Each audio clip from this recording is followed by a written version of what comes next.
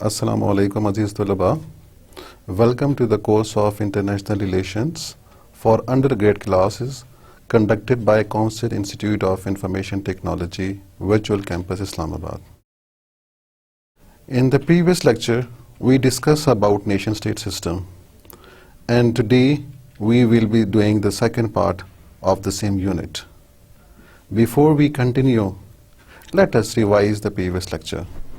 In the previous lecture, we discussed what is a state. I hope now you know the answer. Riyasat kise kehte hain? And we discussed that a state is a group of people living in a particular territory, living in a particular area, and having a sovereign who is governing them through a government. So this is called a state. Then the next is, what is a nation? And the answer is that a nation is a group of people that have some commonness, that have some homogeneity, that have something similarity. What kind of similarity?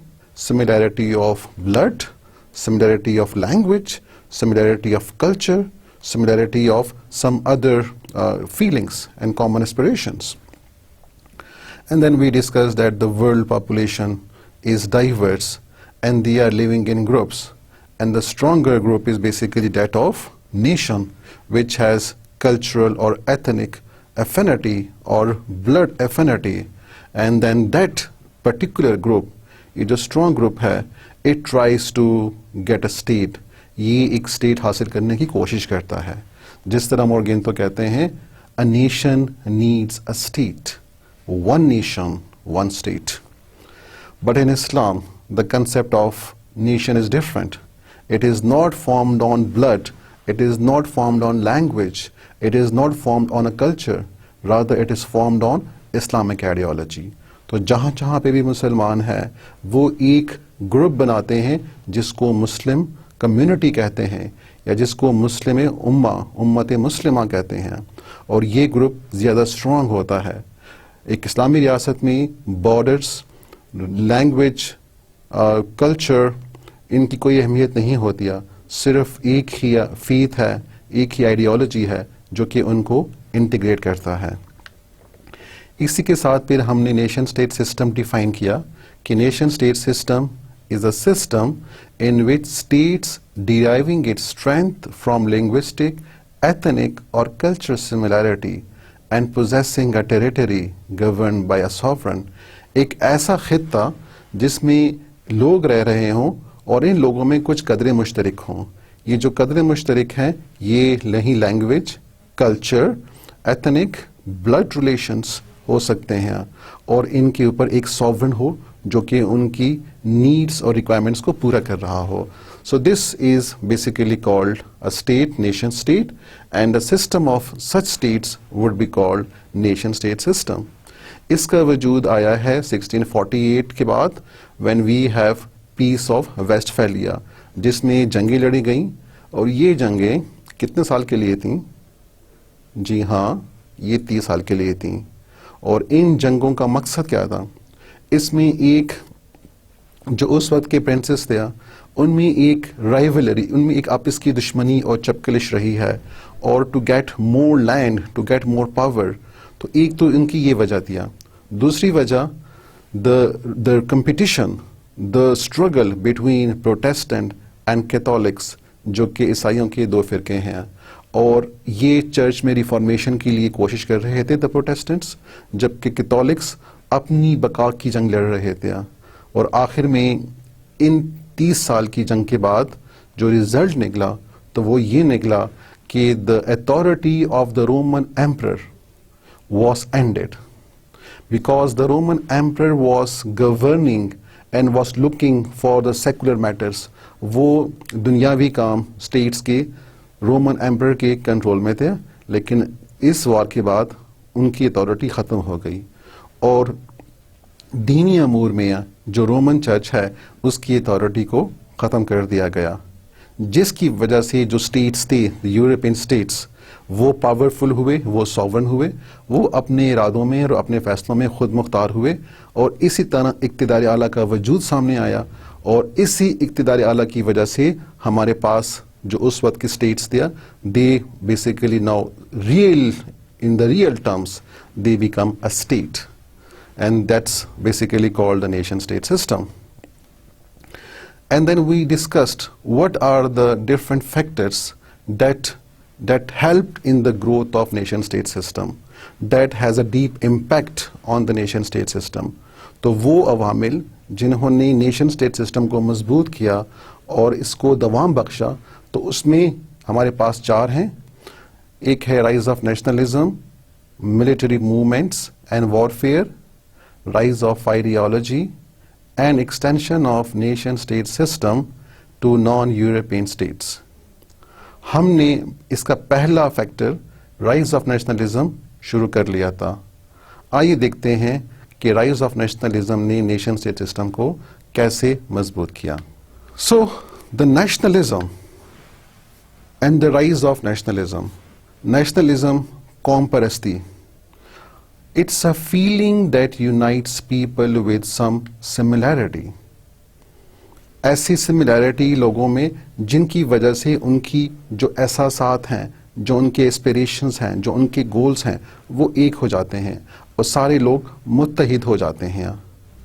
اب اس کا ایک strongest impact on nation state system رہا ہے. تو آخر کیسے رہا ہے؟ How did and why did nationalism give strength to the nation state system? How it contributed to the power of nation state system? کیسے قوم پرستی نے نیشن اسٹیٹ سسٹم کو مضبوط کیا؟ جی آپ بتائیں. جی کیونکہ nationalism, the spirit of nationalism, it forms a stronger group, and then that group of people which is united, that group struggle for the state, it makes the state stronger. کیونکہ یہ جو nationalism کی feelings ہے یہ سارے لوگوں کو متحد کر لیتا ہے. ان لوگوں کو جن کے بیچ میں کچھ چیزیں مشترک ہیں، اور یہ جو مشترک گروپ ہے یہ پھر اپنے آپ کو اسٹیٹ کے ساتھ زیادہ اٹیچ کر لیتا ہے. تو جب اپنے آپ کو یہ گروپ اسٹیٹ کے ساتھ اٹیچ کر لیتا ہے تو اسٹیٹ سسٹم کو مضبوطی مل جاتی ہے، and the state become strong. Nationalistic force also provide strong support to their ruler towards their national interest.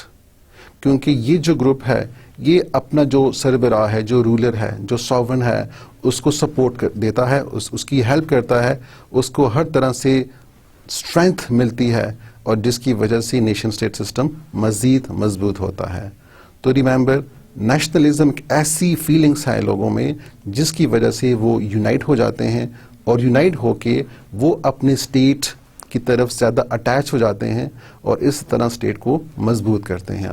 So this is how the state system was strengthened, was made powerful by this spirit of nationalism. Examples آپ جرمنی کی لے لیں، Japan کی لے لیں، France کی لے لیں، جہاں پہ لوگوں میں جو قوم پرستی تھی وہ اتنی زیادہ ہو گئی اور ان کی اپنے اسٹیٹ کے ساتھ اتنی زیادہ اٹیچمنٹ پیدا ہو گئی کہ جس کی وجہ سے یہ اسٹیٹس کافی مضبوط ہوئے، and they were really very great powerful of the time. Now, what would have happened in states with diverse nationalities?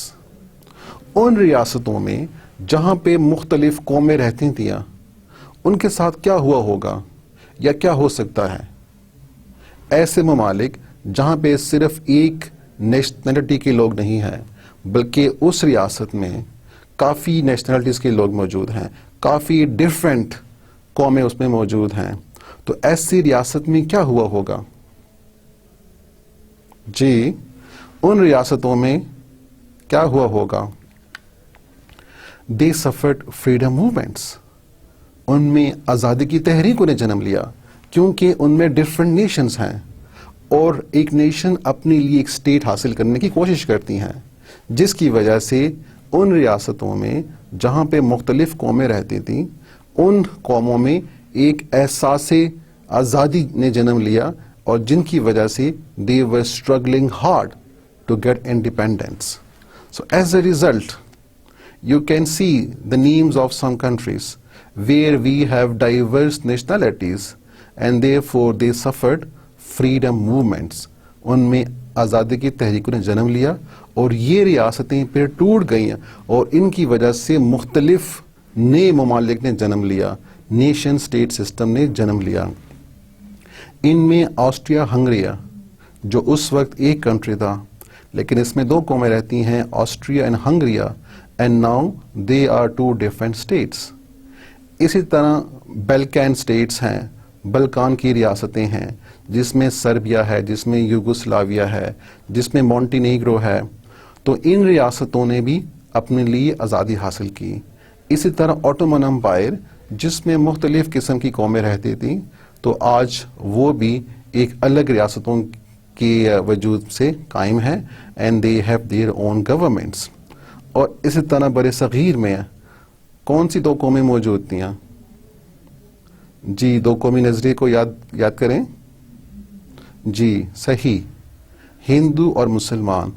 और इन दोनों कौमों ने अपने लिए आज़ादी की तहरीक पैदा की और आखिर में इन्होंने अंग्रेज़ों से आज़ादी हासिल कर लिया. Thus many new states emerged due to rise in nationalism. तो जैसे जैसे कौमियत और कौमियत की जो फीलिंग्स हैं और एहसासात हैं वो बढ़ती गई, तो मज़ीद नई नई रियासतें वजूद में आना शुरू हुई. तो इसलिए नेशनलिज्म ने कौमियत को मजबूत किया. Nationalism is a very distinctive species of patriotism according to Gellner. तो गेलनर के मुताबिक स्पेशलिज्म हुब्बुल वतनी पैदा करता है. इसकी खास जो फीचर है, जो एक खास खूबी है, वो अपने लोगों में एक एहसास मोहब्बत पैदा करता है अपनी नेशन के लिए, और इवन आपस में भी ये वही जज्बा पैदा करता है. So it produces a sense of patriotism. And for this reason, in subcontinent, the Muslim nationalism grew stronger. Why the Muslim nationalism grew stronger? आखिर लोगों ने क्यों उनमें एहसास कौमियत ज़्यादा बढ़ी और वो अपने लिए एक आज़ाद मुल्क के लिए डिमांड करने लग गया? उसकी मेन वजह ये है कि they suffered. उनको तकालीफ पहुँचियाँ, उनको मुख्तलिफ़ किस्म की अज़ियतें पहुँचियाँ. और ये अज़ियतें कहाँ से पहुँची? बिकॉज ऑफ द हिंदूस की पॉलिसीज़. और हिंदूस ने through out the freedom movement जो मुसलमानों के साथ सलूक किया, इसकी वजह से मुसलमान नाला हो गए and they get United and formed a nation and struggle for Pakistan. कौन सी वो रीजंस थे जिनकी वजह से मुसलमान मजबूर हुए कि वो एक मजबूत कौम बने और अपने लिए पाकिस्तान का मुतालबा करें? उनमें कुछ आपके सामने हैं, जिस तरह काउ स्लाटर, जिस तरह हिंदी उर्दू कंट्रोवर्सी, हिंदी और उर्दू का ज़ुबान का तनाज़ा, protest of Hindus against Bengal partition, जिनमें मुसलमानों को फ़ायदा हुआ लेकिन हिंदू उसकी मुखालफत कर रहे थे. सिमिलरली बिट्रियल इन खिलाफत मूवमेंट, जिसमें कांग्रेस ने मुसलमानों के साथ दगा किया और कांग्रेस ने खिलाफत मूवमेंट को उसके पीक पॉइंट पे तनहा छोड़ दिया. इसी तरह नेहरू रिपोर्ट की शकें हैं. इसी तरह कांग्रेस रूल है जिसमें हिंदुओं ने मुसलमानों के साथ जो वो नहीं कर सके तारीख में, तो उन्होंने वहीं बुरा सलूक किया, जिसकी वजह से मुसलमान फिर मुत्तफिक हुए और उन्होंने 1940 में एक साल बाद जब कांग्रेस मिनिस्ट्रीज ने रिज़ाइन दिया, कौन से साल में दिया था उन्होंने रिज़ाइन? 1939. तो 1940 में मुसलमानों ने पाकिस्तान का मुतालबा कर दिया. The second factor that contributed to the development of nation-state system is military movements and warfare. Military movements and warfare. फौजी तहारीक 19वीं और 20वीं सदी में काफ़ी मशहूर हुई और काफ़ी उनको तकवीयत मिली. ये जो दौर है before the world war and after world war 1, تو اس میں نیشنلزم کی قوتیں کافی متحرک تھیں جس کی وجہ سے ایک دو سٹیٹس مضبوط ہوئے. اسی کے ساتھ مختلف ممالک میں فوجی حکومتیں آئیں اور فوجی حکومتیں اپنی پاور کو زیادہ کرنے کے لیے متحرک ہوئیں. So these military governments and this military strength basically was on the increase in the Europe. ان میں کچھ جو ممالک ہیں ان میں جرمنی، اسپین اور اٹلی کے نام آتے ہیں. Germany, Spain and Italy are some of the countries which have military dictatorship in the past, and these countries were struggling hard to make their country strong. And similarly in other countries where there were civilian governments, جہاں پہ فوجی حکومتیں نہیں تھیں لیکن انہوں نے بھی اپنی بقا کے لیے اور اپنی مضبوطی کے لیے آرمی کو زیادہ پاورز دیں اور زیادہ ہتھیار وغیرہ بنائے، زیادہ ان کی جو فوجی تقویت تھی وہ بڑی. تو لہٰذا یہ جو فوجی تحریک ہیں اور جس میں the military is struggling to get more arms and more weapons to make them self strong, it also contributed to the development of nation state system. اسی میں sophisticated weapons and techniques in warfare were introduced. اب جنگیں کچھ زیادہ خطرناک ہو گئی ہیں. اب جنگیں وہ قدیمی اور روایتی طریقے سے نہیں لڑی جاتی ہیں بلکہ جنگیں کافی خطرناک شکل اختیار کر رہی ہیں. اب بامبس یوز کیے جا رہے ہیں، اب مختلف قسم کے ٹینکس یوز کیے جا رہے ہیں، اب اوپر سے فائٹر پلینز بھی بمباری کر رہے ہیں، ایون زمین کے نیچے سے سبمرینز آ رہی ہیں، ایون آپ کے ارد گرد لینڈ مائنس بچھائے جا رہے ہیں. So can you see that the wars were getting terrible, the wars were getting horrible. جنگیں ہولناک شکل اختیار کر رہی تھیں. اسی اثناء میں this produces mass mobilization and patriotism towards the state. جو لوگ ہیں وہ زیادہ ان میں اتفاق پیدا ہوا اور وہ زیادہ اپنے وطن کے لیے اپنی اسٹیٹ کے لیے ان میں جذبہ بڑھا and they start supporting their rulers very much. The people strongly supported their military and their governments to protect them from enemy and their political and social institutions. جب جنگیں اتنی خطرناک ہو گئی ہیں، جب اتنے مہلک ہتھیار وجود میں آ گئے ہیں تو لوگوں نے اپنی ریاست کے ساتھ زیادہ اٹیچمنٹ پیدا کر لیا، اسی لیے تاکہ وہ اپنے آپ کو بچا سکیں. اپنی ریاست کو اسٹرانگ کریں گے، ان کو تقویت دیں گے تو لوگ خود بھی کیا ہوں گے؟ تو لوگ خود بھی مضبوط ہوں گے، لوگ خود بھی حفاظت سے رہیں گے. So these people in order to protect themselves they start supporting their governments very much, and as a result the governments get stronger, and when the governments get stronger this means the state system, the nation state were getting stronger. So can you see how the military movements were getting strength and were giving power to the nation state system? And also the people and the army wanted to destroy the enemy so that they can impose their ideology and their institutions on the defeated nations.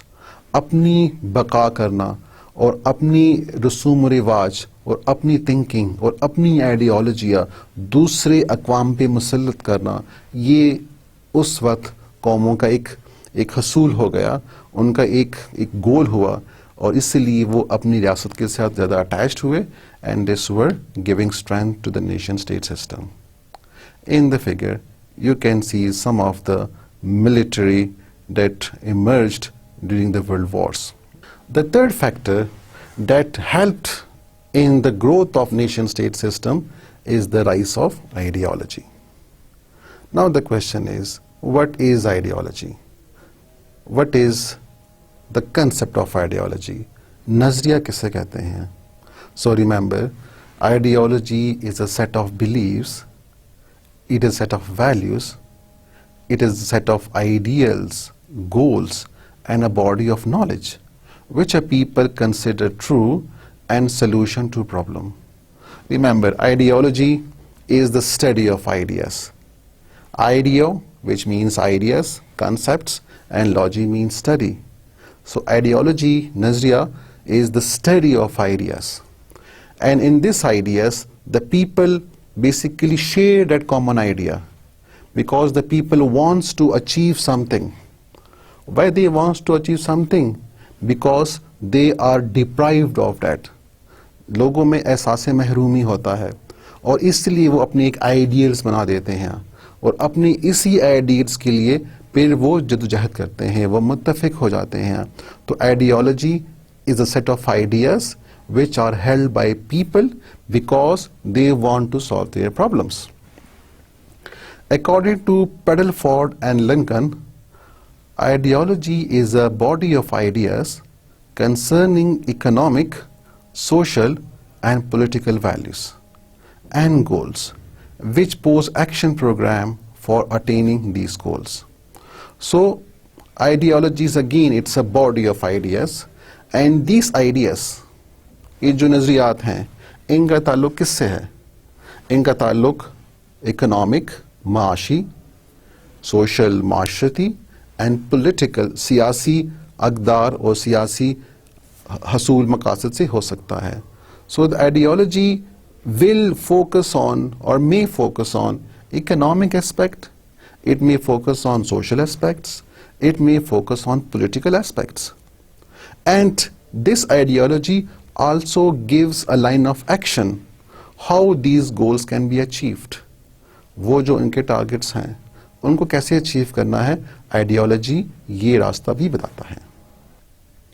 The next question is, when ideology emerges, ideologies کب بنتے ہیں؟ آخر کیوں ایک قوم ideology بناتی ہے اور پھر کیوں اس کے حصول کے لیے کوشش کرتی ہیں؟ اس کی مین وجہ یہ ہے کہ before the ideology, the people are suffering. They are in problems. They have difficulties. They are deprived of their rights. They are neglected. ان کو ان کی حقوق نہیں مل رہے, ان کے ساتھ زیادتیاں کی جا رہی ہیں, وہ مشکل میں ہیں, وہ تکالیف میں ہیں, اور جب لوگ تکلیف میں ہوتے ہیں تو وہ ایک ساتھ ہو جاتے ہیں.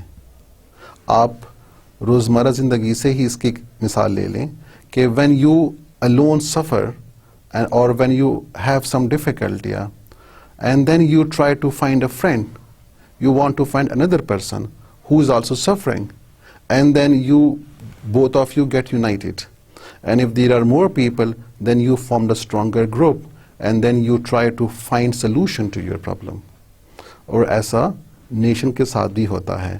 So they basically are suffering, and therefore this suffering, these difficulties and these problems make the people come together. They get united, and through that unity they set some goals. They find solution to their problems. اب solution کیا ہے, کہاں پہ اس کا حل موجود ہے؟ اس حل کو حاصل کرنے کے لیے these people then start doing efforts, and they also give a direction to their efforts. So that's how the ideology emerges. Okay, for the ideology, the people first of all suffer, they have difficulties, their rights are not given, their social status is neglected, and as a result, they get united and they struggle for their solution to the problems. So, does ideology unite people? Again, question پہ ہم کافی بحث کر چکے ہیں. So yes, ideology unites people because the people have common sufferings. تو جب آپ کی سفرنگ ایک ہو تو لوگ ایک ہو جاتے ہیں, اکٹھے ہو جاتے ہیں. They get united. کہیں کے مطابق ideology is a cementing force. Ideology is a binding force. ایک ایسی قوت ہے جو لوگوں کو ایک کر دیتی ہے, ان کو بائنڈ کر دیتی ہے. So it integrates them, and even ideology also gives direction. یہ ایک سمت بھی متعین کرتی ہے کہ کہاں پہ اس کا حل موجود ہے. تو آئیڈیالوجی نہ صرف لوگوں کو ایک کرتی ہے بلکہ ان کو سمت بھی بتاتی ہے کہ کیسے انہوں نے اپنی مسائل کا حل ڈھونڈنا ہے. تو آپ کو جب مسائل کا حل معلوم ہو جاتا ہے اور آپ کو ایک یونٹی مل جاتی ہے تو پھر آپ کے جو مقاصد ہیں ان کا حصول بھی آسان ہو جاتا ہے. So the people have ideas and the ideas also include the action کہ how you will get that particular objective. And when you struggle, when you do action, then there is a change and your problems are solved. تو اس کی وجہ سے تبدیلیاں آ جاتی ہیں. So ideology results in a change. So ideology brings revolution. It forms new culture. It forms new civilization. Ideologies انقلاب لاتی ہیں. ان سے نئی ثقافتیں اور نئی تہذیبیں جنم لیتی ہیں. If I give you an example, so I will give you the example of Islam even. How Islam brought revolution in Saudi Arab and the peninsula of Saudi Arab. کس طرح اسلام نے ایک انقلاب کی روح پون کیا پورے عرب میں اور کس طرح لوگوں کے اخلاق کو، لوگوں کی ویلیوز کو، لوگوں کی بیہیویئر کو چینج کیا. اور اسی طرح ہر آئیڈیالوجی اپنے لوگوں میں ایک تبدیلی لاتی ہے اور پھر اس کے بعد انقلاب کا پیش خیمہ بھی بن جاتی ہیں. اس پہ بھی ہم مزید بات کریں گے. سو can you name some revolution? کچھ ریولوشنس جو کہ آئیڈیالوجیز کی وجہ سے آئی ہیں، تو can you name some of them? Yes, we can name some of them.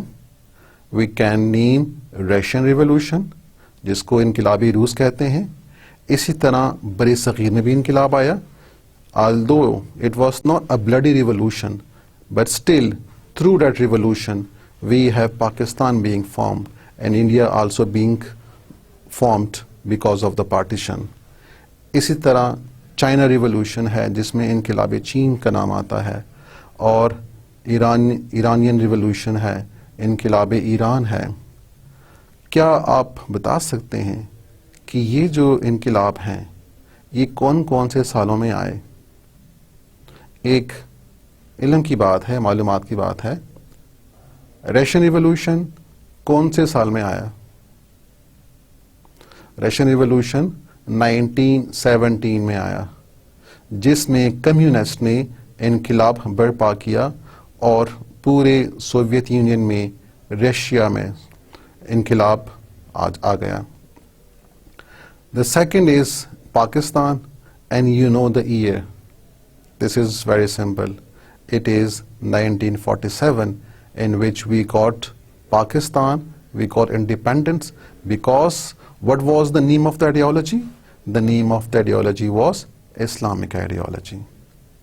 Then the next is Chinese Revolution. Chinese Revolution occurred in 1949, and it was occurred again by the communist. And the Iran Revolution was occurred in 1979. So these are some of the revolutions which occurred due to ideology. Some of the ideologies that exist at present are, and some of them are not even present, they have ended. So ideologies are imperialism, fascism, Nazism, socialism, capitalism, democracy, Islamic ideology. So these are the names of some of the ideologies. What is imperialism? To enslave people, دوسرے لوگوں کو غلام بنانا، جس طرح Europe اقوام نے کیا. اس طرح Nazism was the ideology that was possessed by the people in Germany belonging to Nazi party. Fascism occurred in Italy. Socialism occurred in Russia, which states that everything belongs to state. Private property کا وجود ریاست میں نہیں ہونا چاہیے. Capitalism belongs to the European states and America, and it focuses on personal property and private property. Democracy, that the rights belongs to people, all people are equal and they should be given the same share in deciding about their future. And Islamic ideology, you all already know about it. A nation tries to protect and promote its ideology. For example western Europe for capitalism. ہر ریاست کوشش کرتی ہے کہ وہ اپنی نظریے کی دفاع کریں, اس کو پروٹیکٹ کریں, اس کو مضبوط کریں. اور ان کی کچھ مثالیں آپ کو دی جا رہی ہیں کہ مغرب میں اور یورپ میں so they are struggling and they are striving to make capitalism as a strong force. اسی طرح former رشیا جو کہ اب نہیں رہا, so it was striving hard, it was struggling and it was protecting the ideology of socialism. اور پاکستان میں کون سی آئیڈیالوجی ہے؟ جی اسلامک آئیڈیالوجی ہے. and we are protecting our ideology and we are also promoting our ideology because Pakistan was got on the name of Islam. Now, the last factor that gives strength to the nation state system is the extension of nation state system to non-European states. Nation state system جو کہ Europe سے اس نے وجود لیا, اب وہ Europe میں صرف نہیں رہا, اب اس کی جڑیں پھیل رہی ہیں, وہ آگے جا رہا ہے اور دنیا کے باقی اسٹیٹس نے it is gaining strength, it is gaining powerful. So we can see many states coming into existence. Although they are not European states. ریاستیں جو کہ یورپین نہیں ہے, یورپ میں نہیں ہے, باقی جگہوں پہ ہے, لیکن وہ بھی نیشن اسٹیٹ سسٹم کو ایڈاپٹ کر رہی ہیں, ان کو اختیار کر رہی ہیں, جس کی وجہ سے الٹیمیٹلی کیا ہو رہا ہے, اس کی وجہ سے نیشن اسٹیٹ سسٹم مزید مضبوط ہو رہا ہے, کیونکہ اب ان کے نمبرز زیادہ ہو رہے ہیں. پہلے 1, پھر 2, پھر 3, پھر 10, پھر 100. تو یو کین ویل امیجن کہ جس طرح تعداد ان کی بڑھ رہی ہے اسی طرح سسٹم بھی مضبوط ہو رہا ہے. So the nation state system extends outside Europe. اب یہ یورپ تک محدود نہیں رہا, اب یہ کہاں کہاں پھیل رہا ہے؟ It is spreading in Asia, it is also spreading in Africa, it is also spreading in Latin America. So you can see کہ نیشن اسٹیٹ سسٹم کی جو آئیڈیالوجی ہے وہ اسپریڈ ہو رہی ہے, وہ ایکسپینڈ ہو رہی ہے, اور بہت سے ممالک اس سسٹم کو ایڈاپٹ کر رہے ہیں. کون سا سسٹم ہے؟ جس میں ایک ریاست میں ایک ڈومیننٹ گروپ وجود میں آتا ہے اور وہ اپنے لیے ریاست بناتا ہے یا ریاست کی حصول کی کوشش کرتا ہے, اور پھر اپنی ایک اسٹیبلش گورنمنٹ وہاں پہ بنا دیتا ہے. When it happened, when the nation state system extended outside Europe, کب باقی ممالک نے جو کہ یورپ میں نہیں ہے وہ بھی نیشن سٹیٹ سسٹم کے دائرے کار میں آ گئی ہیں. آخر کب یہ ہوا؟ کون سے دور میں ہوا؟ آپ سمجھ سکتے ہیں کہ یہ آفٹر ورلڈ وار 2 ہوا. ہم اس کو پہلے بھی ڈسکس کر چکے ہیں کہ after world war 2 the Europe was not able to control their colonies. ان کی کالونیز کہاں پہ تھے؟ ان کی کالونیز افریقہ میں تھے, ایشیا میں تھے, لیٹن امریکہ میں تھے. تو اب جنگ کی وجہ سے جب وہ کمزور ہو گئے ہیں, so they cannot control their power and their colonies, and therefore these colonies start getting independence. اب یہ جو ریاستیں ہیں یہ کہاں سے آزادی حاصل کر رہی ہیں؟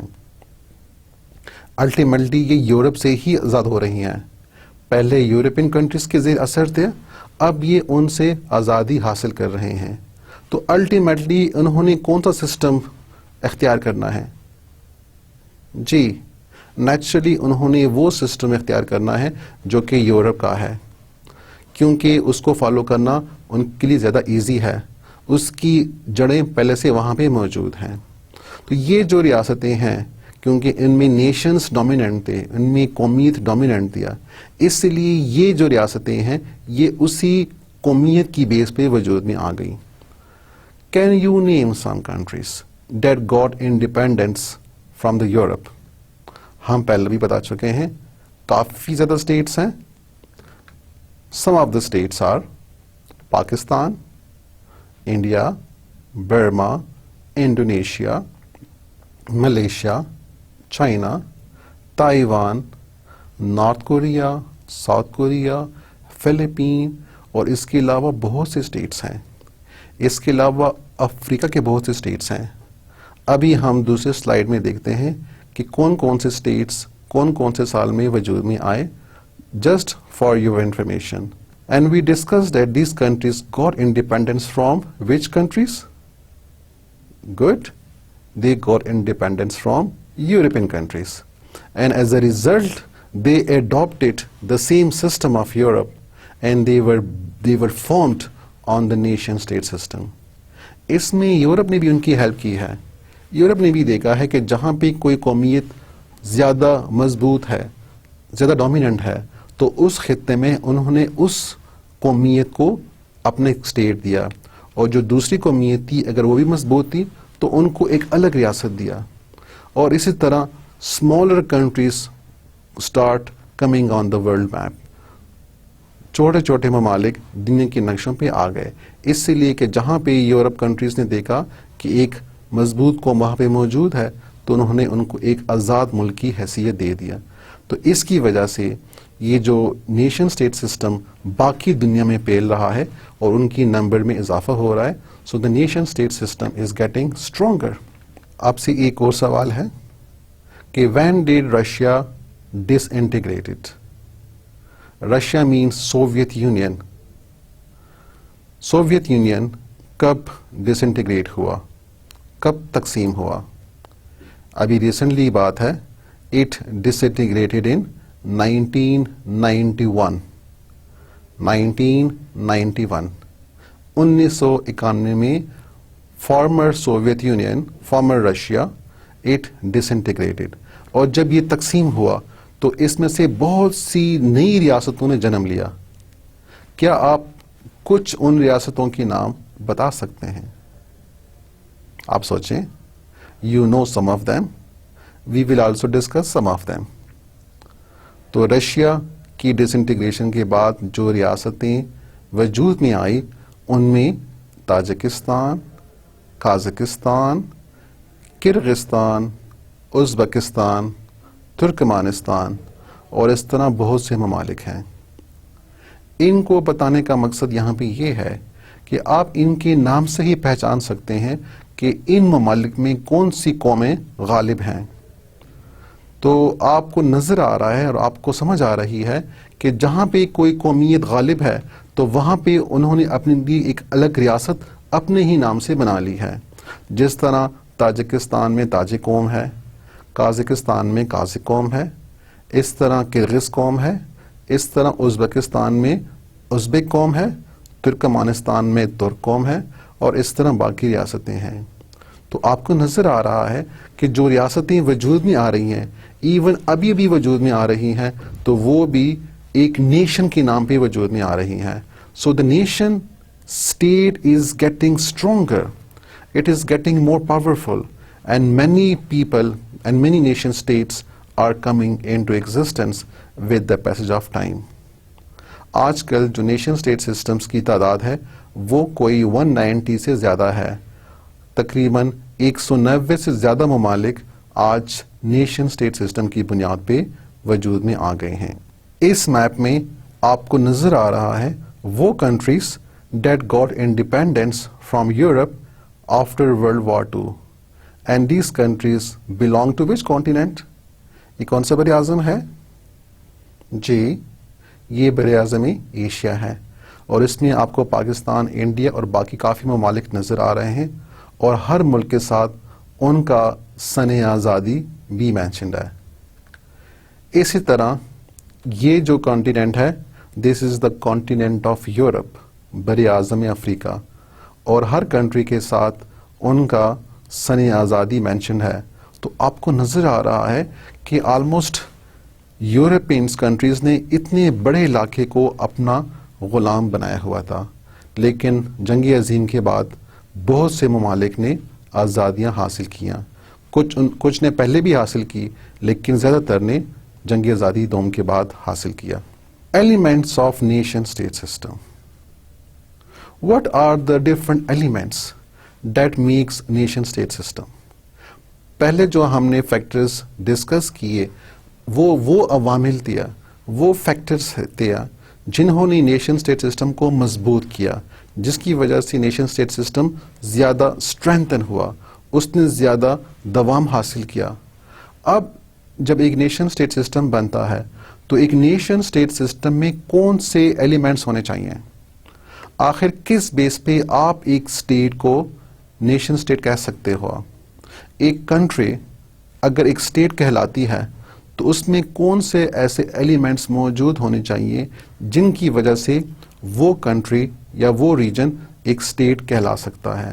سو there are 4 elements of a nation state system. وہ کون سے ایلیمنٹس ہیں؟ کچھ آپ پہلے سے جانتے ہیں, مجھے علم ہے کہ آپ کو اس کا آنسر کچھ آتا ہوگا, کچھ لوگوں کو سارا آتا ہوگا. سو the first element in nation state system is, اس کا آرڈر کوئی ضروری نہیں ہے, آرڈر اس کا کوئی بھی ہو سکتا ہے, لیکن these 4 factors are really very important that makes a state. Number 1 is sovereignty. آپ پہلے بھی اس کو پڑھ چکے ہیں.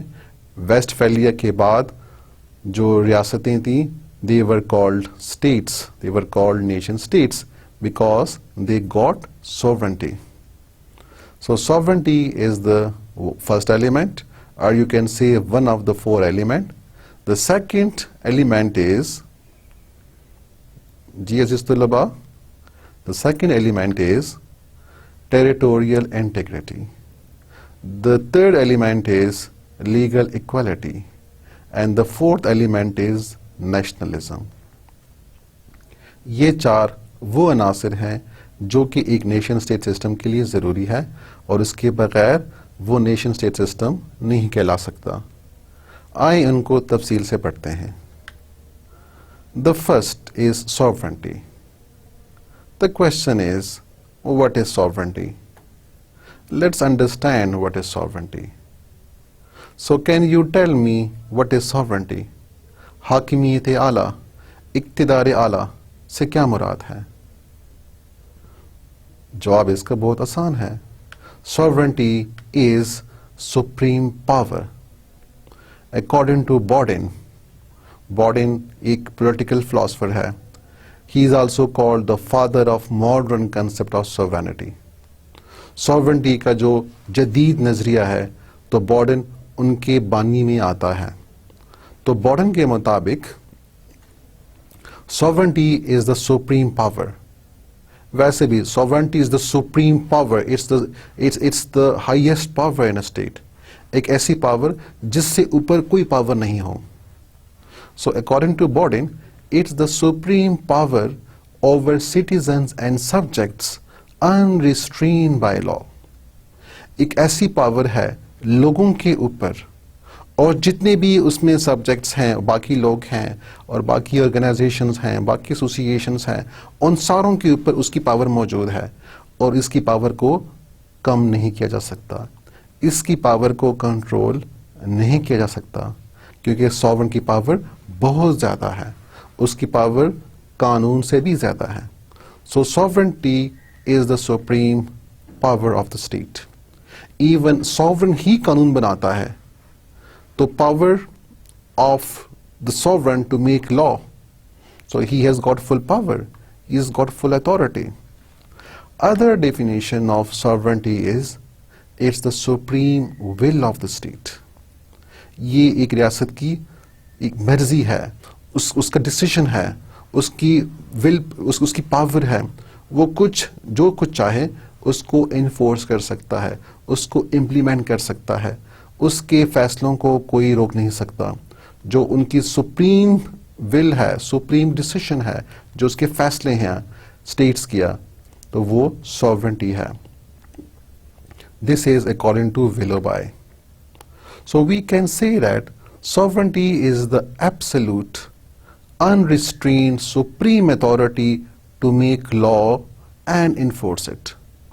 ایک ایسی عظیم قوت ہے, ایک ایسی زبردست پاور ہے جو کہ انریسٹرین ہے, آپ اس کی پاور کو کم نہیں کر سکتے, اور یہ ایبسلوٹ ہے, یہ مطلق ہے, اور یہ لا بھی بنا دی ہے, اور اس کی پاورز کبھی ختم نہیں ہو گیا.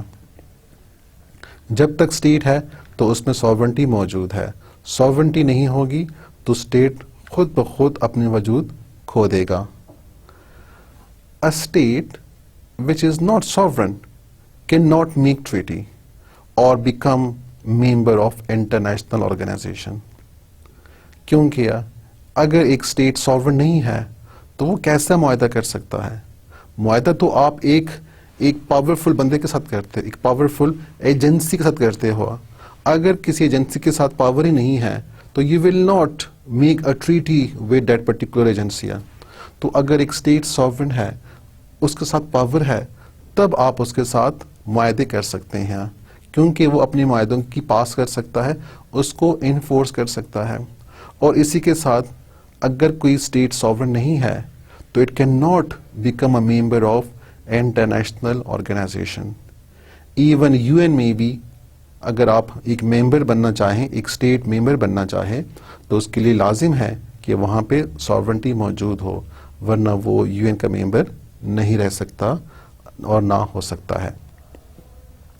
Now, the question is, can there be two or more sovereign in a state?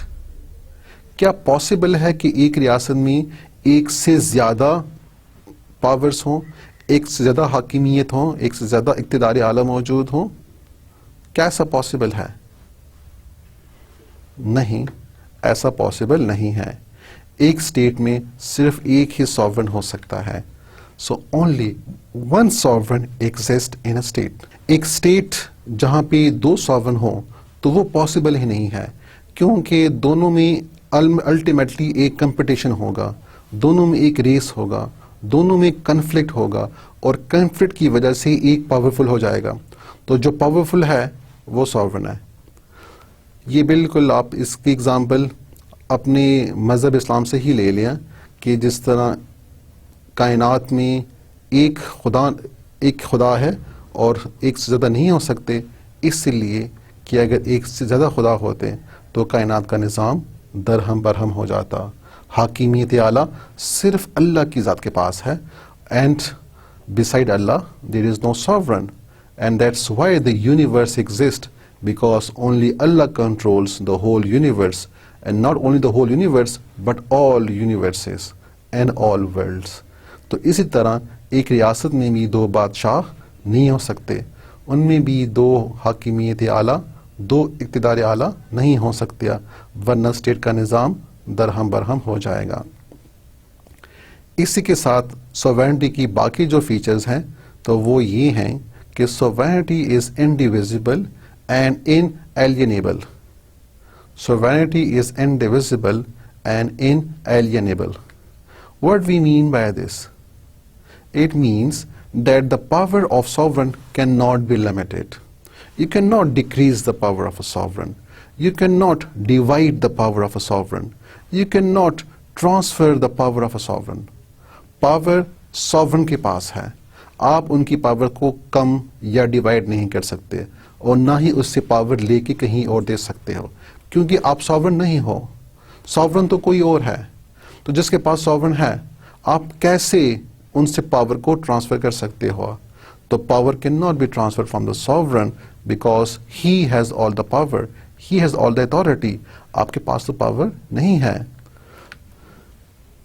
According to Morgenthau, the concept of divisible sovereignty is illogic and politically unfeasible. Morgenthau کے مطابق کہ ایک sovereignty جو کہ ڈیوائڈ ہو، اس کا تو تصور ہی محال ہے، وہ ناممکن ہے، وہ illogic ہے، وہ خلاف منطق ہے، آپ اس کو تسلیم نہیں کر سکتے ہو. It's illogic, it's not possible that the sovereignty is divisible. And therefore we have absolute sovereignty. Sovereignty is not divisible. In the images you can see some of the states where the sovereignty represents different aspects. In the first you can see a parliament. It's the British Parliament. British Parliament کے بارے میں کہا جاتا ہے کہ the British Parliament is sovereign. اس کے پاس تمام powers موجود ہیں، جو برٹش پارلیمنٹ کرنا چاہے وہ کر سکتا ہے. لیکن الٹیمیٹلی برٹش پارلیمنٹ کے پاس پاور کہاں سے آ رہی ہے؟ تو وہ جمہوریت سے آ رہی ہے، وہ لوگوں سے آ رہی ہے. اس کا مطلب حاکمیت لوگوں کے پاس ہوا. And we call this as popular sovereignty کہ the people are sovereign. So in Britain the parliament is supreme but the parliament is deriving power from the people, therefore there is popular sovereignty. یہی concept U S میں بھی ہے، جہاں پہ ان کے مطابق the US Constitution is supreme, but again the people are sending their representative to the assemblies, and then they can change the constitution. So ultimately again in US we have popular sovereignty. اور اس کے علاوہ وہ status جہاں پہ ایمپررس ہوا کرتے تھے یا کنگ ہوا کرتے تھے، جس طرح رومن ایمپرر ہے، جس طرح مغلس کنگس ایمپررس ہوا کرتے تھے، تو وہاں پہ sovereignty was belonging to the person of the sovereign. It belong to the ruler. So whoever was the emperor or the king possesses sovereignty. اسلام میں یہ کنسپٹ ڈفرنٹ ہے. اسلام میں sovereignty belongs to whom? Yes, students, without any doubt, in Islam, sovereignty belongs to Allah Almighty. Only He is sovereign. And the people in an Islamic state use this sovereignty power as a trust. اگر اسلامی ریاست ہے تو وہاں پہ جتنی بھی powers use کی جاتی ہیں تو تصور اس کا یہ ہے کہ اس کو ایک مقدس امانت سمجھ کے یوز کیا جاتا ہے، اور باقی ساری کی ساری پاورز اللہ کے پاس ہیں. And he is the lord of the kings. جتنے بھی ساورن ہیں وہ ان ساروں کا ساورن ہے. My next question is absolute sovereignty possible? کیا یہ پاسبل ہے ایک ساورن کے پاس پوری کی پوری پاور موجود ہو اور وہ کچھ بھی کر سکتا ہو، وہ مطلق ہو، جو اس کا دل چاہے، جو اس کی مرضی ہو وہ وہیں کام کرے؟ کیا ان کے فیصلوں پہ آپ کوئی قدغن لگا سکتے ہیں؟ کیا آپ ان کے فیصلوں کو چینج کر سکتے ہیں؟ کیا ایبسولوٹ ساورنٹی پاسبل ہے آج کل کے زمانے میں؟ اس کا جواب نہیں ہے. So not at present. آخر کیوں نہیں؟ آخر کیوں ساورنٹی پاسبل نہیں ہے کہ ایبسولوٹ ہو؟ اس کی وجہ یہ ہے کہ آج کل we are living in a very international world and the states are depending on one another and therefore they have to respect each other. Isolation is not possible. A state cannot live by itself or independently in isolation. So a state has to regulate relations with other states. اور اگر آپ نے باقی قوموں کے ساتھ بھی relations رکھنے ہوں، روابط رکھنے ہوں، تو اس کی وجہ سے ایبسولوٹ ساورنٹی پاسبل نہیں ہے. کچھ عوامل جن کی وجہ سے ساورنٹی پاسبل نہیں ہے، اور ساورنٹی یا جو ساورن ہے اس کی پاورز کم ہو جاتی ہیں یا اس پہ قدغن ہو جاتی ہے، وہ ریسٹرکٹ ہو جاتی ہیں، وہ لمٹ ہو جاتی ہیں، تو ان میں کچھ فیکٹرز یہ ہیں. ٹریٹی اور پیکٹس، جو معاہدے ایک اسٹیٹ کرتا ہے دوسرے ممالک کے ساتھ، تو اس کی وجہ سے ساورنٹی کی جو پاورز ہیں وہ کم ہو جاتی ہے، کیونکہ ساورن نے ابھی ٹریٹی کے شرطوں کے مطابق عمل کرنا ہے. جو معاہدے میں دفعات موجود ہیں اس نے اس کے اوپر عمل کرنا ہے. اپنے آپ سے اب وہ کچھ نہیں کر سکتا کیونکہ اس کے اوپر ایگریمنٹ ہو چکا ہے. تو کین یو سی کہ ایگریمنٹس اور ٹریٹیز کرنے کی وجہ سے ساورن کی پاورز کم ہو جاتی ہیں، اور اس نے پھر ٹریٹی کے جو پوائنٹس ہیں یا ریکمنڈیشنز ہیں ان کو فالو کرنا ہوتا ہے. اسی طرح انٹرنیشنل آرگنائزیشنز ہیں، جس طرح یو این ہے، جس طرح یونیسیف ہے، جس طرح ورلڈ بینک ہے، جس طرح ہیومن رائٹس آرگنائزیشنز ہیں. تو ایک اسٹیٹ نے ان آرگنائزیشنز کی جو ڈیمانڈز ہیں اس کو بھی پورا کرنا ہوتا ہے. اس کی وجہ سے ایک ساورن اپنی پوری پاور یوز نہیں کر سکتا، بلکہ انہوں نے انہی انٹرنیشنل آرگنائزیشن کے جو ریکوائرمنٹس ہیں ان کے مطابق عمل کرنا ہے، ورنہ اس اسٹیٹ کے اوپر ڈفرینٹ قسم کے سینکشنز لگ سکتے ہیں. تو انٹرنیشنل آرگنائزیشنز کی وجہ سے بھی ایک اسٹیٹ کی پاورز کم ہو جاتی ہیں. اسی طرح انٹرنیشنل لا ہے جس کو ایک اسٹیٹ اوبے کرتا ہے, اس کو فالو کرتا ہے, جس کی وجہ سے سوورن کی اپنی پاورز کم ہو جاتی ہیں اور انہوں نے انٹرنیشنل لا کے پوائنٹس کو اور اس کی جو ریکمنڈیشنز ہیں اس کو فالو کرنا ہوتا ہے. اسی طرح ایک سوورن پبلک اوپینین کے خلاف نہیں جا سکتا, اسپیشلی اپنے پبلک اوپینین اور اس کے بعد ورلڈ پبلک اوپینین. تو جو رائے عامہ ہوگی سوورن نے اسی رائے عامہ کے مطابق فیصلہ کرنا ہے اور اسی کے مطابق اپنی پالیسی بنانی ہے, ورنہ اس کا نتیجہ ڈفرنٹ کائنڈ آف اپوزیشن ہو سکتا ہے and there would be resistance. So as a result this powers of sovereigns are restricted. اور اسی طرح ریاست میں ڈفرنٹ قسم کی پریشر گروپس بھی موجود ہیں, جس میں ریلیجس گروپس ہیں جو کہ سوورن کی پاورز کو کم کرتے ہیں اور ایک سوورن ان کی خواہشات کے مطابق عمل کرے گا. اسی طرح ٹریڈ ایسوسیشنز ہیں, اس طرح بزنس فورمز ہیں, اس طرح سوشل ایسوسیشنز ہیں. سو a sovereign has to keep all these pressure groups in the mind and then he will act. So this few factors can restrict the power of a sovereign. So at present the concept of absolute sovereignty does not exist. Dear students, today's lecture we confined ourselves to the first part, sovereignty. We will continue our next elements in the next lecture.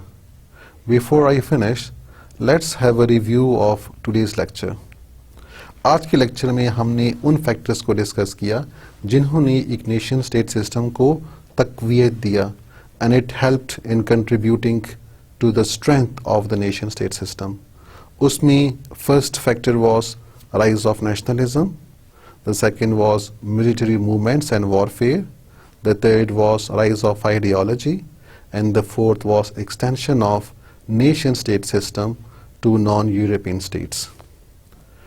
پہلے factor میں ہم نے یہ discuss کیا کہ nationalism کی spirits جب قوموں میں وجود آ رہی ہیں تو قوم بیدار ہو رہی ہیں اور جس کی وجہ سے لوگ متفق ہو رہے ہیں, ان میں اتفاق پیدا ہو رہا ہے. تو نیشنلزم کی جو فیلنگز ہیں وہ لوگوں کو ایک مضبوط گروپ بنا رہی ہیں, جس کی وجہ سے وہ اپنی ریاست کو سپورٹ کر رہے ہیں اور ریاست مزید مضبوط ہو رہی ہے, جس کی وجہ سے نیشن اسٹیٹ سسٹم مضبوط ہو رہا ہے. دوسرا فیکٹر فوجی تحریک ہیں جس کی وجہ سے بھی نیشن اسٹیٹ سسٹم مزید مضبوط ہوا. جیسے بہت سے ممالک میں فوجی حکومتیں آئیں یا فوج کو زیادہ پاور دی گئیں, اور اسی کے ساتھ when they start coming different types of deadly weapons, مہلک ہتھیار وجود میں آئے اور فائٹرز آ گئے, سب مرینز آ گئے, مختلف قسم کے ٹینکس آ گئے, مختلف قسم کے خطرناک قسم کے بامز آ گئے, تو جس کی وجہ سے لوگ زیادہ متفق ہوئے, زیادہ ان میں اتحاد پیدا ہوا اور انہوں نے اپنی حکومتوں کو زیادہ سپورٹ کیا تاکہ وہ اپنے آپ کو بچا سکیں. اپنی ملک کو سپورٹ دیں گے تو گورنمنٹس ان کی مضبوط ہوں گی, جن کی وجہ سے الٹیمیٹلی خود قومیں مضبوط ہوں گی. تو ملٹری موومنٹس کی وجہ سے بھی ریاستیں زیادہ مضبوط ہوئیں اور ان میں زیادہ concept of existence and concept of independence نے جنم لیا.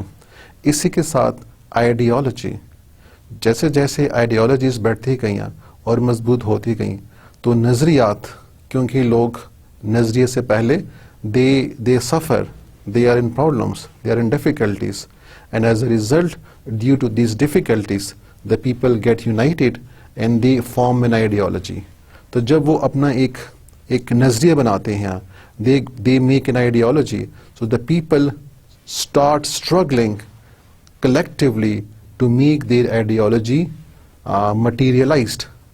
اپنی آئیڈیالوجی کے حصول کے لیے وہ پھر محنت کرتے ہیں, وہ پھر اسٹرگل کرتے ہیں, جدوجہد کرتے ہیں, اور الٹیمیٹلی وہ اپنی آزادی یا جو بھی ان کے مقاصد ہیں آئیڈیالوجیز کے وہ حاصل کر لیتے ہیں. تو آئیڈیالوجی لوگوں کو متفق کرتی ہے, ان کو ایک کرتی ہے, اور پھر لوگ ایک ریاست کے لیے جدوجہد کرتے ہیں اور پھر اپنی ریاست کو حاصل بھی کر لیتے ہیں، اور اسی طرح آپ کا اسٹیٹ سسٹم مزید مضبوط ہو جاتا ہے. اسی کے ساتھ the extension of nation state system to non-European states ہوا، جس میں نیشن اسٹیٹ سسٹم کا جو کنسپٹ ہے وہ یورپ سے نکل کے باقی بر اعظموں تک پھیل گیا، جس میں افریقہ کی ریاستیں ہیں، جس میں ایشیا کی ریاستیں ہیں، جس میں لاطینی امریکہ کی ریاستیں ہیں.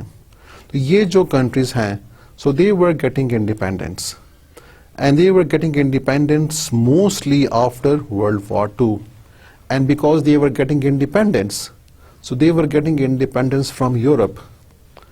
And as they were getting independence, so they were formed on the basis of nations. So the European countries observed the dominant nationalities. کسی خطے میں جو بھی مضبوط نیشنلٹیز موجود ہوئے، جو بھی مضبوط قومیں وجود میں تھیں، تو یورپین کنٹریز نے ان کو آزادی دیا، اور یہ جو ریاستیں دیا یہ پھر اسی قوموں کے نام کے ساتھ وجود میں آ گئیں. So this is how the European nation state system spreaded to the other non-European states, and the countries from Asia, Africa and Latin America got independence because they have a dominant nationality in their country, and therefore they got independence. تو یہ وہ 4 elements ہیں، 4 factors ہیں that contributed to the strength of nation state system. انہوں نے nation state system کو مضبوط بنانے میں مدد کیا. اب ایک نیشن اسٹیٹ سسٹم کے بننے میں کون سے ایلیمنٹس ہیں؟ تو وہ 4 ایلیمنٹس ہیں.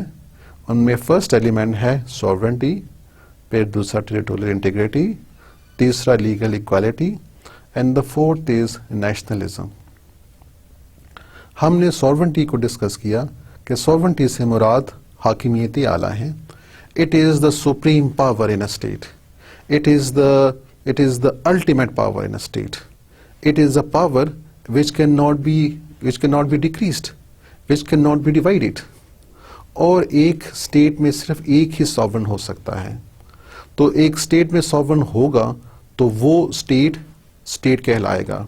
جس طرح 1648 سے پہلے the European nations were not called a state کیونکہ ان کے پاس ساورنٹی نہیں دیا، ان کی پاورز کم کر دی گئی تھیں یا وہ خود مختار نہیں تھے، اسی لیے کہ Roman emperor and the Roman church would give them directions.